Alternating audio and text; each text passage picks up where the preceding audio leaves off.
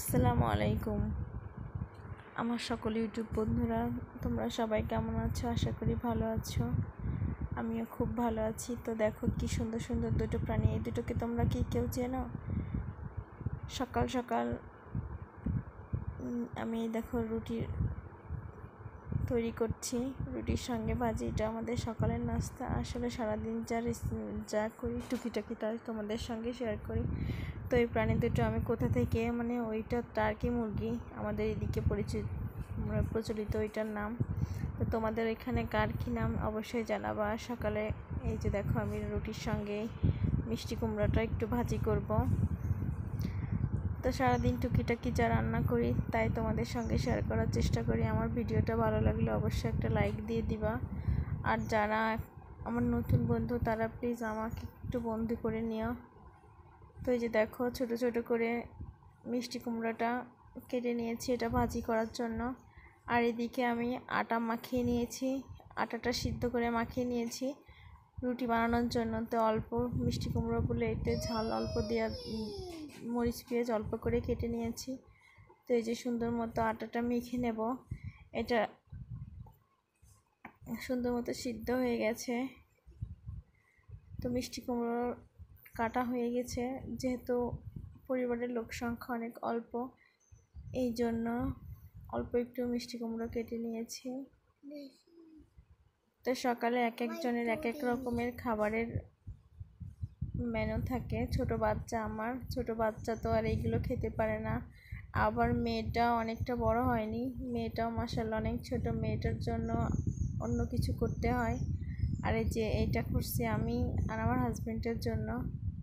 তো সামান্য একটু রান্না করলে হয়ে যায়। তো সকাল সকাল নাস্তা টাস্তা রেডি করা হয়ে গেলে আজকে এক জায়গায় যাব।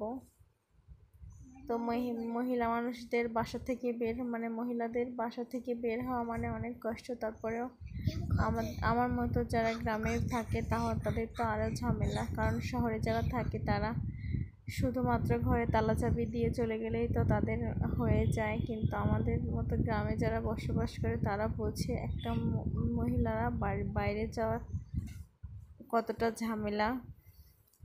তো তারপরেও এই যে দেখুন সুন্দর মতো ভাজিটা ভাজা হয়ে গেছে। আর এই যে আটার ডোটা আমি সুন্দর করে মাখিয়ে নিয়েছি। এরপরে এই যে গ্যাসে রুটি চেকবো, চুলায় রান্না করি। তো ছোট বাবু তো এই জন্য অনেক কান্নাকাটি করে, এই জন্য অনেকগুলো রুটি একসাথে বেলে নিয়েছি। এরপরে এক এক করে রুটিগুলো ছেঁকে নেব।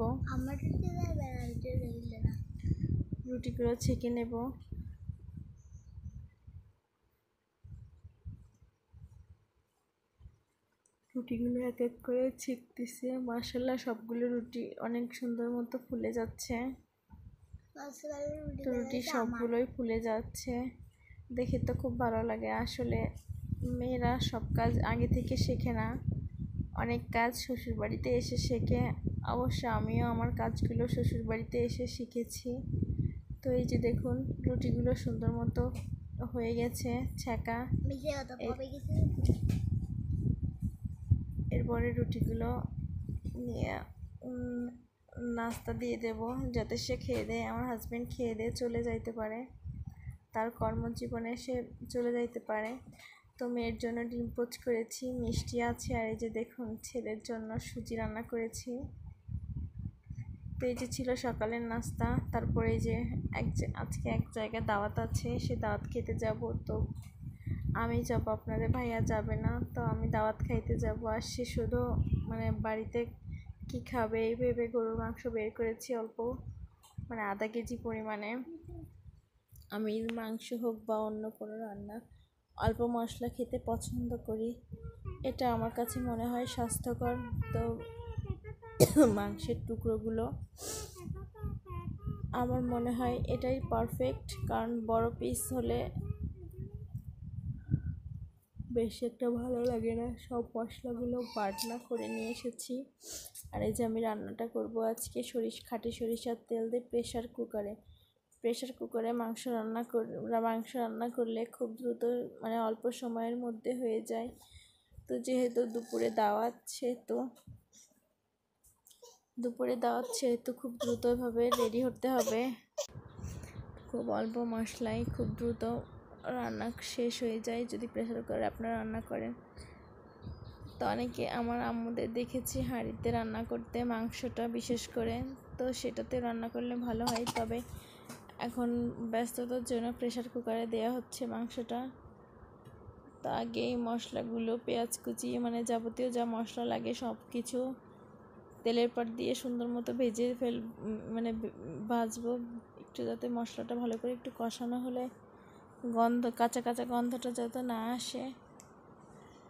যে দেখুন সব বাটা মশলা, আর মরিচটা আমি আজকে বাটা নাই, গুঁড়া মরিচ দিয়ে রান্না করব।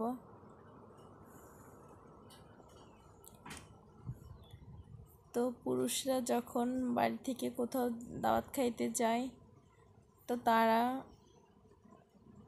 মানে মহিলাদের তখন বাড়িতে মাংস খাওয়া কি এরকম কিছু কোনো ব্যাপার থাকে না, কিন্তু আমি যাব আর আমার হাজব্যান্ড বাড়িতে এমনি খাবে, সেটা আমার কাছে ভালো লাগলো না বলে সকাল সকাল মাংসটা বের করেছি তাকে রান্না করে দিয়ে যাব বলে।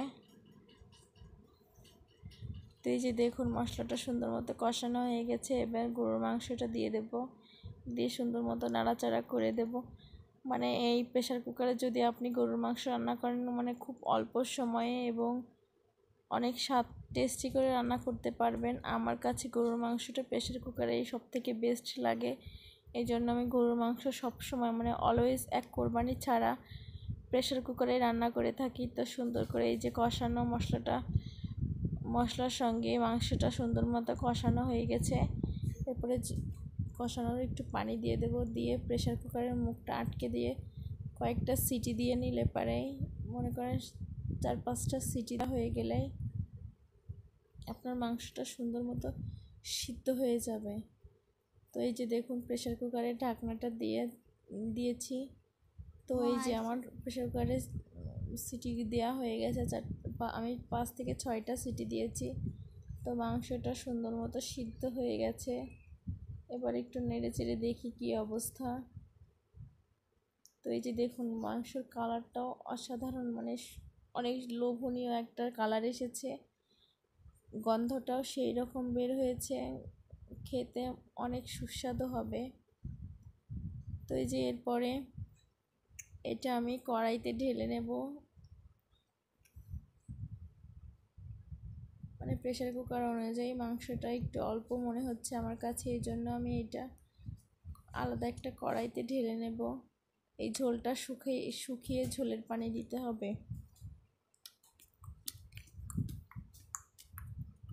ঝোলের পানি দিয়ে দিলে আমার মাংসটা রান্না হয়ে যাবে। তো এই যে দেখুন আমি প্রেসার কুকার থেকে এই যে কড়াইতে মাংসটা ঢেলে নিয়েছি। তো দেখুন কি মানে ঝোলের পানি আমি একবারেই দিয়ে দিয়েছি, কি সুন্দরভাবে ফুটছে। মাশাআল্লাহ আমার রান্নাটা হয়ে গেছে। তো এদিকে মেয়ে তো যাওয়ার জন্য রেডি হয়ে গেছে, আমিও যাব বলে রেডি হয়ে যাচ্ছি।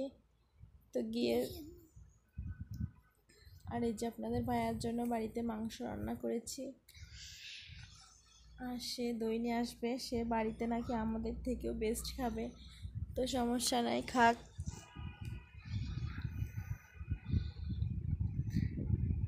গরুর মাংসের মধ্যে মানে যে কোনো মাংসের মধ্যে একটা আলু দিলে নাকি মাংসের টেস্ট অনেক ভালো হয়। অনেকে মাংসে আলু খায় না, আমার হাজবেন্ডও মাংসে আলু খায় না, তারপরেও সে দিতে বলে, তো এই জন্য তার জন্য 1 পিস আলু দিয়েছি।